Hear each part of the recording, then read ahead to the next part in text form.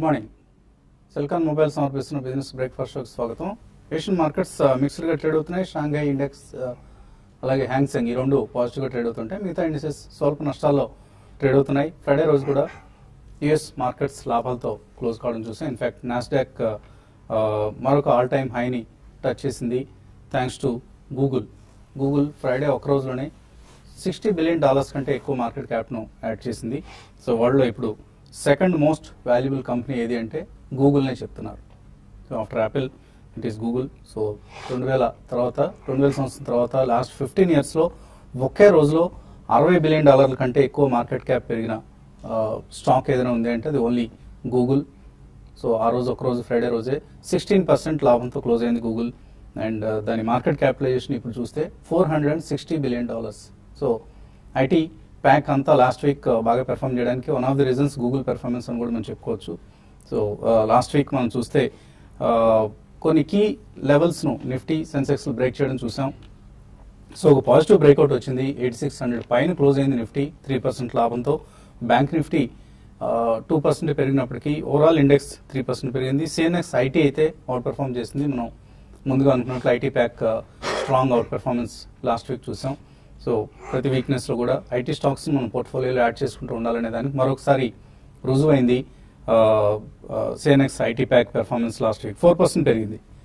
ఇంకా earnings season కొనసాగుతోంది. ప్రస్తుతం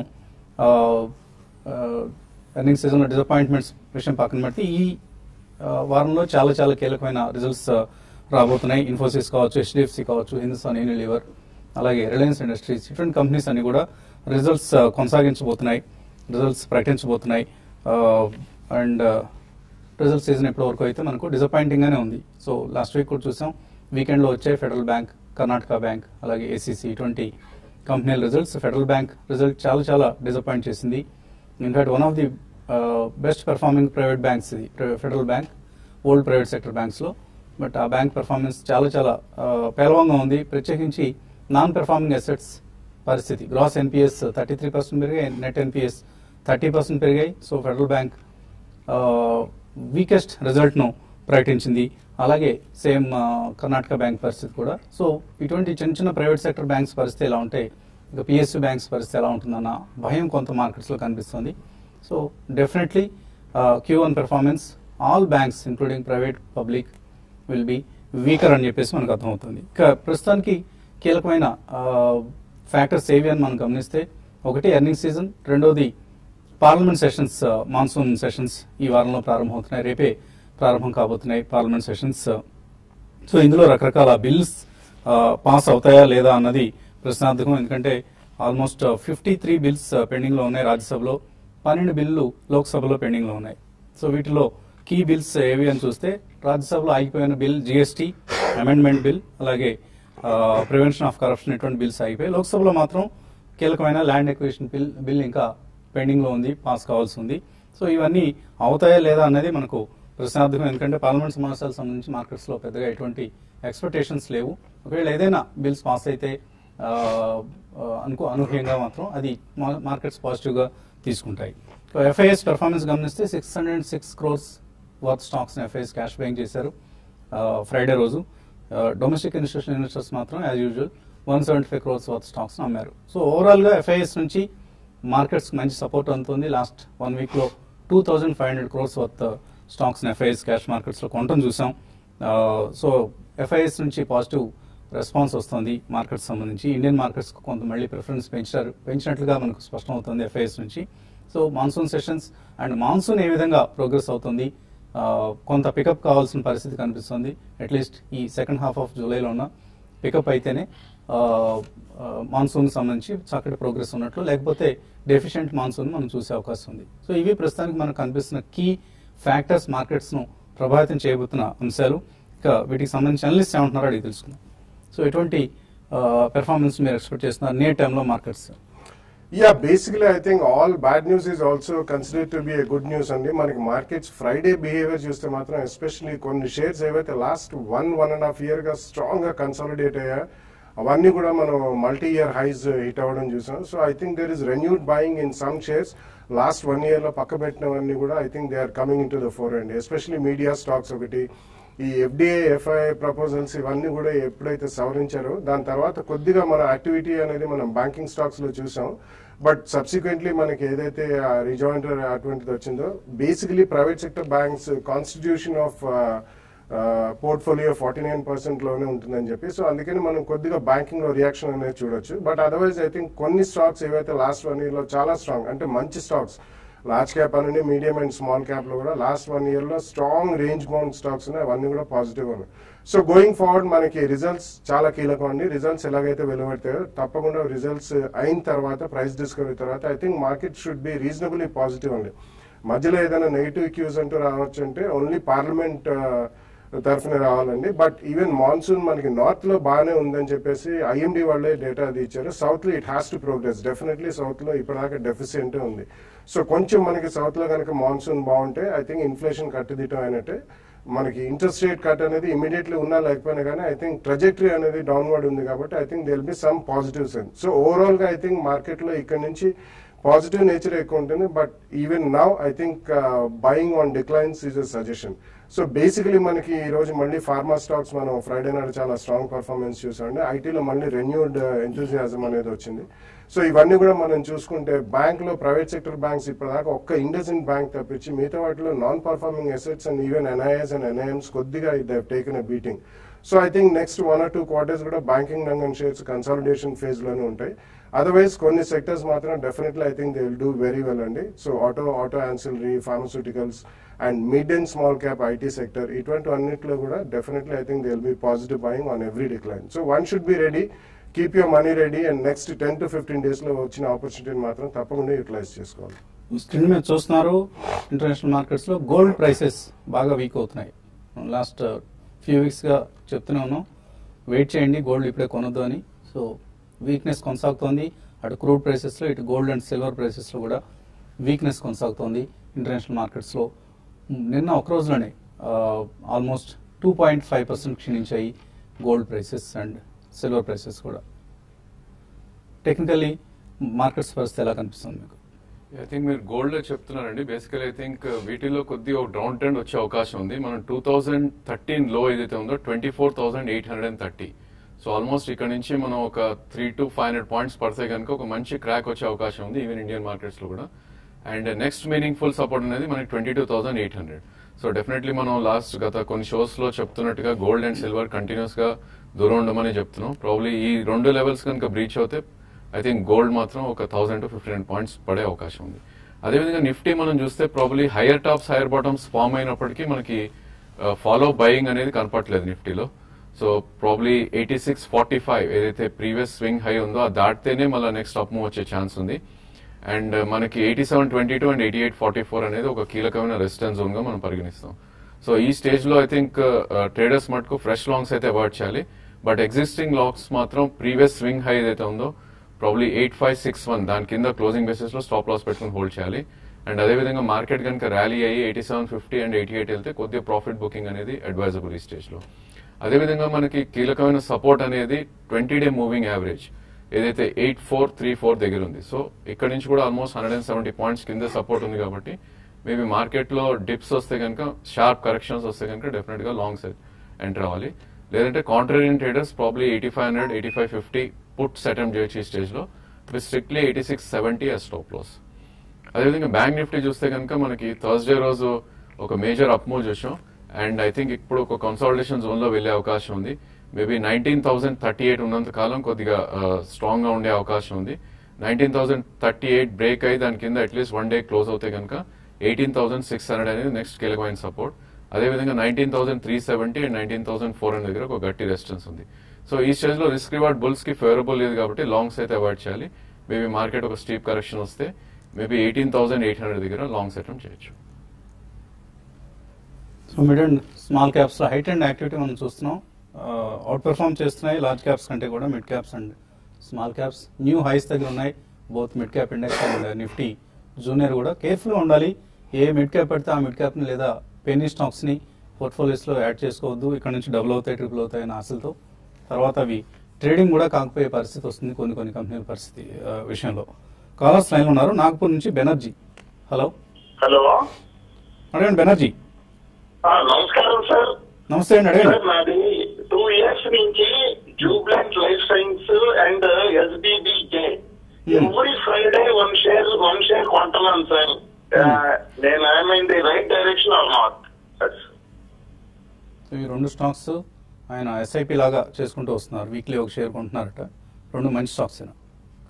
Yeah, SBBJ basically, State Bank of Bikaner in Jaipur అండి. So all public sector banks అంత ఆశాజనకంగా లేవు, బట్ ఇవన్నీ అసోసియేట్ బ్యాంక్స్ కూడా SBI లో మర్జ్ అవుతాయి. బట్ ఆ ప్రక్రియ అనేది కొద్దిగా టైం పడుతుందండి. సో మీరు వీక్లీ ఒక స్టాక్ కొంటున్నారు కాబట్టి I think it's not a bad idea అండి. You can go out and buy. అంటే నెక్స్ట్ 1 or 2 quarters లో కొద్దిగా NPS అడ్రస్ కాగలిగితే మాత్రం డెఫినెట్లీ బ్యాంకింగ్ రంగం కూడా బాగానే జరుగుతుంది.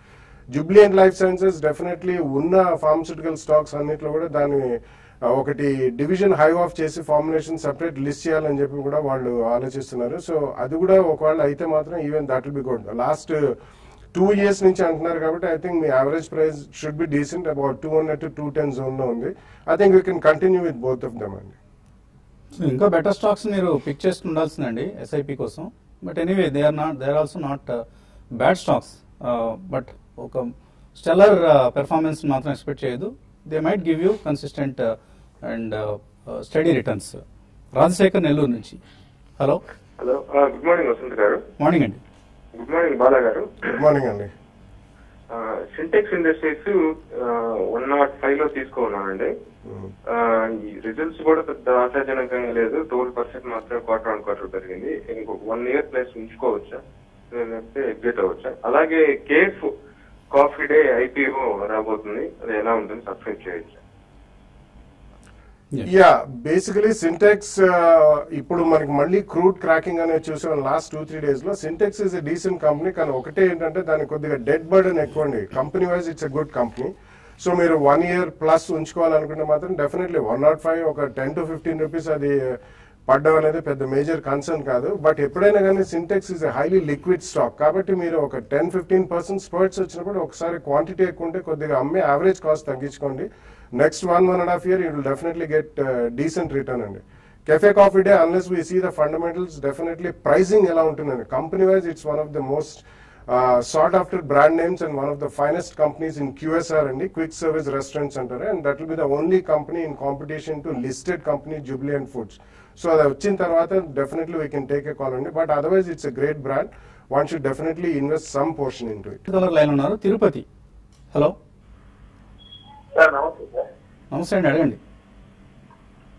సిండికేట్ బ్యాంక్ 106 లో బై చేశానండి. ఇది ఉంచుకోవచ్చా, ఎగ్జిట్ చేయొచ్చా? అందులో ప్లస్ మళ్ళీ ఈ ఫ్రెష్ బయింగ్ ఏమైనా చేస్తారు, NCC కానీ JK Tyre కానీ సార్. సిండికేట్ హోల్డ్ చేయొచ్చా? NCC JK Tyres తీసుకోవచ్చా ఇక్కడ? యా, సిండికేట్ ప్రాబ్లీ కొద్ది ర్యాలీలో ఎగ్జిట్ అవ్వాలండి. ఇది వీక్ గా ట్రేడ్ అవుతున్న స్టాక్. ఈ స్టాక్ మనకి 200-day మూవింగ్ యావరేజ్ కింద ట్రేడ్ అవుతుంది. సో మార్కెట్ పుల్ బ్యాక్ వచ్చి మేబీ 110-112 వస్తే దీనిలోంచి ఎగ్జిట్ అవ్వండి. NCC and JK Tyres I think bottom formation అయితే రెండిట్లో అయిపోయినట్టు కనిపిస్తుంది చార్ట్స్ పరంగా. ఇక్కడ నుంచి మేబీ కొద్దిగా 5-10% కరెక్షన్ ఉండొచ్చు మార్కెట్ పడితే. సో ఇక్కడ 50% అండ్ 10% కరెక్ట్ అయినప్పుడు అనేది 50% యాడ్ చేయండి. మేబీ 25-30% ఇన్ 1 year రిటర్న్ వచ్చే అవకాశం ఉంది. తర్వాత కాలర్ కరీంనగర్ నుంచి శ్రీనాథ్ రెడ్డి. హలో. ఓకే అండి.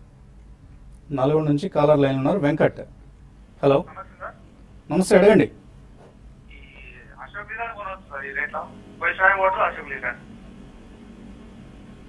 వైస్రాయ్ హోటల్స్ అయితే అవాయిడ్ చేయండి. ఇంకా కంపెనీ పరిస్థితి ఇంప్రూవ్ కావాల్సింది ఫండమెంటలీ. అశోక్ లేలాండ్ తీసుకోవచ్చు. Yeah, I think last 5 months నుంచి ఒక కన్సాలిడేషన్ జోన్ లో ఉందండి. స్టాక్ చూస్తే కనుక మనకి 76 and 64 ఐ థింక్ ఈ రేంజ్ లో ట్రేడ్ అవుతుంది చూస్తున్నాం. లాస్ట్ 5 కన్సాలిడేషన్ లో అవుతున్న స్టాక్, అప్ ట్రెండ్ లో ఉన్న stock. So every time market పెరుగుతున్నప్పుడు కొద్దిగా న్యూ హైస్ హిట్ అవడం చూస్తున్నాం.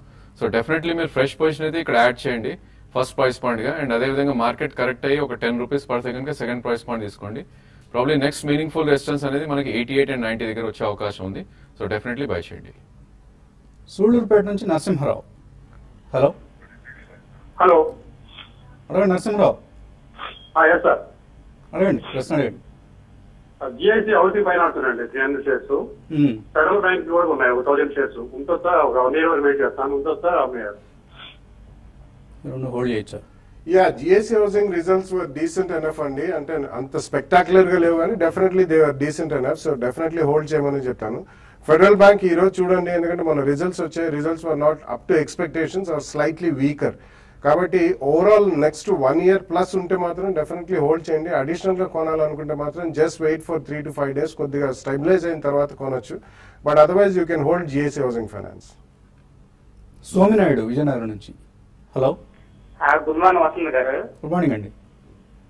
ఆకాశ్ ఆప్టి ఫైబర్ అండి కొనాలనుకున్నాను. జిఎంఆర్ ఇన్ఫ్రా మీద Aksh Optifibre, GMR Infra, ఇంకోటి ఏది జిఎంఆర్ ఇన్ఫ్రా అమ్మేసి ఆప్టి ఫైబర్ కొనాలనుకుంటున్నా. ఓకే ఓకే, జిఎంఆర్ ఇన్ఫ్రా అమ్మేసి ఆయన అక్ష ఆప్టిక్ ఫైబర్ కొందాం అనుకుంటున్నారు. షిఫ్ట్ కావచ్చు. యా జిఎంఆర్ డెఫినెట్లీ అమ్మేమనే చెప్తున్నాను on spurts. But Aksha optic fibre recently మనకి డిజిటల్ ఇండియా అనౌన్స్ చేసిన తర్వాత all optic fibre cable companies అన్ని కూడా లైమ్ లైట్ లో ఉన్నాయి. సో డెఫినెట్లీ ఒకవేళ మీరు కొంటే కూడా కొంచెం మీరు స్ట్రిక్ట్లీ స్టాప్ లాస్ పెట్టుకుని ఎక్కడైనా మేజర్ స్పర్ట్స్ వచ్చినప్పుడు మాత్రం కొద్దిగా ప్రాఫిట్ బుక్ చేయడం మర్చిపోకండి. ఒకటేసారి ప్యూర్లీ ఇన్వెస్ట్మెంట్ గ్రేడ్ స్టాక్స్ మాత్రం కాదండి ఇవి. కాకినాడ నుంచి రాజు లైన్ ఉన్నారు. హలో హలో, అడగండి రాజు. నమస్తే అండి. టాటా టెలి మహారాష్ట్ర ఈ ప్రైస్ లో కొనవచ్చా? టాటా టెలి మహారాష్ట్ర ఇవాళ వార్త వచ్చింది. టాటా టెలి సంబంధించి బిజినెస్ స్టాండర్డ్ లో ప్రధానమైన వార్త రావడం జరిగింది. Tata offers to buyout Docomo at 23 rupees అన్న వార్త వచ్చింది. అలాగే డొకోమో మాత్రం 58 రూపీస్ అడుగుతుందట. సో అదేదో వాళ్ళిద్దరు తెలుసుకోవాల్సిన అంశం అనుకోండి. బట్ స్టిల్ దీని ప్రభావం కొంత స్టాక్ మార్కెట్స్ పై ఉండే అవకాశం ఉంది. టెక్నికల్ ఏదైనా బౌన్స్ బ్యాక్ వచ్చే ఛాన్స్ కనిపిస్తుంది ఇందులో. ప్రాబ్లీ చాలా వీక్ గా ట్రేడ్ అవుతున్న స్టాక్ అండి. గత 4-5 years కూడా పర్ఫార్మెన్స్ లేదు స్టాక్స్ లో చూస్తే. వీళ్ళిద్దరి మధ్య ఇప్పుడు రాబోయే టజిల్ ఏదైతే ఉందో దాని వల్ల ఏమైనా స్టాక్ ప్రైస్ పెరిగే ఛాన్స్ ప్రాబ్లీ స్పాట్ వచ్చే అవకాశం ఉంది. డెఫినెట్ గా ఈ స్పాట్ లో మాత్రం ఎగ్జిట్ అయిపోతేనే ప్రాబ్లీ మంచి ర్యాలీ వచ్చినప్పుడు ఇందులో నుంచి ఎగ్జిట్ అయిపోండి. బట్ మీరు బై చేద్దాం అనుకుంటే కొంచెం రిస్క్ ఉంటుంది. చిన్న అవకాశంగా తీసుకోవాలనుకుంటే మేబీ రిస్క్ తీసుకోవాల్సి తీసుకోండి. లాస్ట్ కాలర్ లైన్ ఉన్నారు. హలో హలో, లక్ష్మీనారాయణ, అడగండి. నమస్తే అండి. నమస్తే, అడగండి. సార్ అది గోల్డ్ పరిస్థితి. గోల్డ్ ఏంటి మీరు కమాడిటీస్ లో ట్రేడ్ చేస్తున్నారా? అది అంటే ఇప్పుడు తగ్గింది కదండి, $1,107 అలా ఉందండి. ఇప్పుడు అది $1,130 దాకా వచ్చిందని అంటున్నారు అంతా. ఒకవేళ తగ్గచ్చా లేకపోతే ట్రేడింగ్ చేస్తున్నారా? అసలు విషయం చెప్పట్లేదు. ఒకసారి ఓకే అండి. సో వీక్ గా ఉంటుందని అయితే మనం చెప్పడం జరిగింది. మీరు ప్రశ్నకి సమాధానం దాటేశారు కాబట్టి మేము కూడా మీ ప్రశ్నకి సమాధానం చెప్పడం లేదు. అలాగే ఎల్ఐటిఎల్, ఆలోక్ ఇండస్ట్రీస్ పెద్ద పోర్ట్ఫోలియో పంపించారు చౌదరి గారు. ఆయన LITL, Alok Industries, GMR Infra, Rasoya Protein, GVK Power, Kailash Sugar Mills అనుకుంటాను, అరవింద్ రెమెడీస్, ఇటువంటి స్టాక్స్ అన్ని ఉన్నాయి దగ్గర. ఏం చేయాలి? హోల్డ్ చేయొచ్చు. I think almost all of them are penny stocks అండి. డెఫినెట్లీ ఇటువంటి పోర్ట్ఫోలియో మాత్రం ఎప్పుడు కూడా ఉండకూడదు. ఒకవేళ మార్కెట్ ర్యాలీ వస్తే మీకు లాస్లు వచ్చినా కానీ డెఫినెట్లీ ఇటువంటి పోర్ట్ఫోలియో నుంచి బయటకు వచ్చి ఎక్కడైతే స్టెబిలైజేషన్ కనిపిస్తుందో కొద్దిగా అక్కడ మంచి స్టాక్స్ కొనుక్కుంటే. ఆఫ్ కోర్స్ ఆయన గ్రాన్యూల్స్, జేకే టైర్స్, కేపీఐటీ కూడా ఉన్నాయి. కొద్దిగా ఇవి బెటర్ స్టాక్స్ కనిపిస్తాయండి. మిగిలిన అన్ని కూడా మీరు ఏదో ఒక టైంలో బయటకు వచ్చేయాల్సిన స్టాక్స్ అవన్నీ. నగరి రంగయ్య అడుగుతున్నారు ఆదోని నుంచి. Prime Focus కొన్నారట.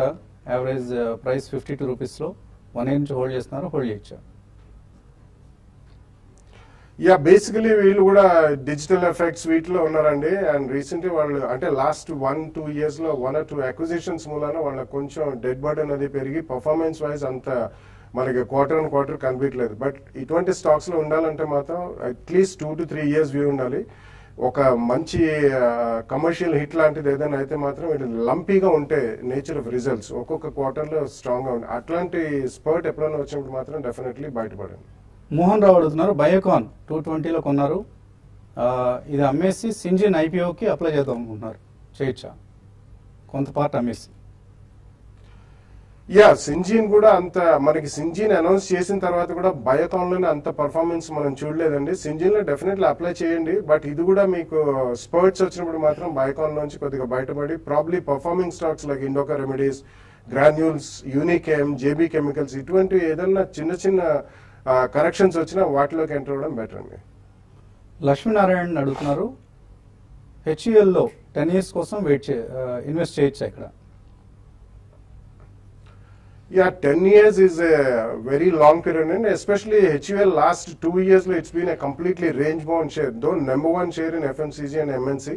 బట్ ఒకటే కాకుండా డెఫినెట్లీ అలా మీకు 10 years వ్యూ ఉంటే తప్పకుండా మీరు ఎస్ఐపి ద్వారా ఎంఎన్సీ ఫండ్ లో పెట్టండి, or you can choose 3 to 5 Indian FMCGs కూడా లైక్ ఎమామి, దాబర్, మారికో ఇటువంటివి కూడా they doing extremely well. So అటువంటి వాటిలో ఎస్ఐపి చేసుకున్నా మీకు మంచి రిటర్న్స్ వస్తాయి. వెంకట్రావు ఐలాండ్ ఎఫ్ఎస్ 160 దగ్గర తీస్తున్నారట, ఇది అమ్మేసి ఎస్బీఐ తీసుకోవచ్చా ఈ రేట్లో? నో, ప్రాబ్లీ రెండు కూడా కొద్దిగా అండర్ పర్ఫార్మ్ చేస్తున్న స్టాక్స్ అండి. ఐ థింక్ మీరు SBI shifting is not a good idea. Island FSM maybe spurts లో అమ్మేసి పర్ఫార్మింగ్ బ్యాంక్స్ ఏవైతే ఉన్నాయో వాటిల్లో వెళ్తే I think you'll get good returns. Maybe IndusInd bank and Axis bank. Intrasoft Technologies 3 months కోసం తీస్తున్నారట రాధాకృష్ణ, హోల్డ్ చేయొచ్చా? I don't track that. Popular stock కాదండి. డైమండ్ అడుగుతున్నారు, జేకే టైర్స్ 85లో హోల్డ్ చేస్తున్నారు, ప్రాఫిట్ బుక్ చేసుకోవచ్చా? యా, జేకే టైర్ ప్రాబ్లీ మనకి 98, 100 and 102 zone లో ఒక రెసిస్టెన్స్ జోన్ గా పరిగణిస్తాం. డెఫినెట్లీ మీ కాస్ట్ స్టాప్ లాస్ పెట్టి ఆ లెవెల్లో ప్రాఫిట్ బుక్ చేసుకోండి. ఓఎన్జీసీ ఫ్యూచర్స్ తీస్తున్నారు 292లో, నివాస్ టెక్నికల్ ఎలా ఉంది? ఇట్స్ ఎ వీక్ స్టాక్ అండి, probably it's making newer lows. So definitely ఇట్లాంటి స్టాక్స్ మనం లాంగ్ ఉండకూడదు. ఏమాత్రం పుల్ బ్యాక్ వచ్చి 303, 304 వస్తే ఎగ్జిట్ అయిపోండి మీరు. సో అటు ఇన్వెస్టర్స్ ని ఇటు ప్రభుత్వాన్ని కూడా ముంచిన స్టాక్ ఇది ఓఎన్జీసీ. సో ప్రభుత్వ నిర్వాహకంలో ఆఫ్ కోర్స్ ఓఎన్జీసీ వీక్ అయింది, అందులో ఎటువంటి సందేహం లేదు. And mutual fund investors summit మళ్ళీ రాబోతుంది తెలుగు యూనివర్సిటీ ప్రాంగణంలోనే ఈసారి కూడా, ఎందుకంటే అక్కడ వచ్చిన అనూహ్యమైన రెస్పాన్స్ మనం స్పష్టం చేసింది. అక్కడ ఆ ప్రాంతపు ఇన్వెస్టర్స్ అందరూ కూడా ఎక్కువగా ఈ సమిట్కి హాజరయ్యేందుకు ఆసక్తి చూపిస్తున్నారని. సో మళ్ళీ వచ్చే ఆదివారం ఉదయం 10 గంటలకి తెలుగు యూనివర్సిటీ ప్రాంగణంలో నిర్వహించబోతున్నాం ఇన్వెస్టర్ సమిట్ను. ఇన్వెస్టర్ సమిట్లో పార్టిసిపేట్ చేయాలి, పాల్గొనాలి అనుకునేవారందరూ కూడా ఇక్కడ డిస్ప్లే చేస్తున్న నెంబర్స్ కాల్ చేసి ముందుగా మీ పేర్లు రిజిస్టర్ చేసుకోండి, సో దట్ ఎటువంటి ఇబ్బంది లేకుండా సదస్సుకు హాజరు కావచ్చు. ఇది ఇవాల్టి బ్రేక్ఫాస్ట్ షో. మధ్యాహ్నం స్మార్ట్ న్యూస్లో మళ్ళీ కలుద్దాం.